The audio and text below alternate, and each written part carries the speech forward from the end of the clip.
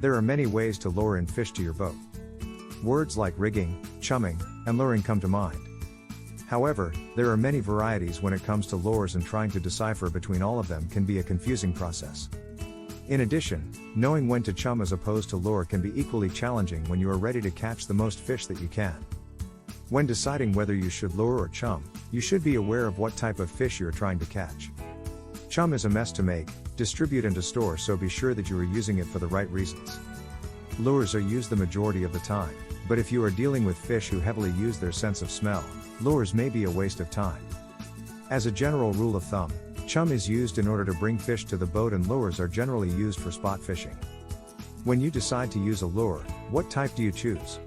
There are many different kinds of lures, and they are used in different regions for a variety of purposes. If you learn the basics, then you will not have to look like a novice by reading the back of the package while perusing the aisles in the stores. A lure is defined as an object, often designed to resemble a fish's prey, and they usually come equipped with one or more hooks that are used to catch fish. You will attach a lure to the end of your fishing line and throw it out into the water until a fish takes a bite. The one exception to the rule is the fly lure, which is used to float on the water's surface, mimicking the movement of an insect. You can also troll lure behind a boat to create the appearance of a living animal in the water. Some of the different types of lures are classified as jigs, wobblers, spinner, spoon lures, plugs, fly lures, and worms. Jigs are made of weighted metal heads and a tail that is made from animal hair, soft plastic, feathers, or rubber. A minnow can sometimes be added, or a piece of meat can be attached to the end of the hook. Jigs can be used for almost any kind of saltwater or freshwater fishing. A spoon is a metal lure that looks similar to a bait fish. These lures are meant to be cast or to be trolled behind a moving vessel. Rubber bait, also known as plastic belt bait, are the most commonly thought of baits. They are the plastic worms that are sometimes scented in order to attract more fish. The plastic belts can be used with or without a weight, but a jig head, spinner, or a spinner bait always accompanies them.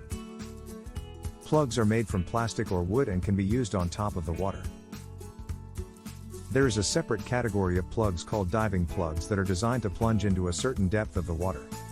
The spinners have blades that spin around a wire shaft, and they are made of plastic or animal hair.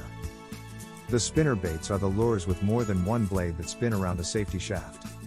They are characterized by skirts, which are made of animal hair, vinyl, rubber, and other materials. Lastly are the poppers and flies.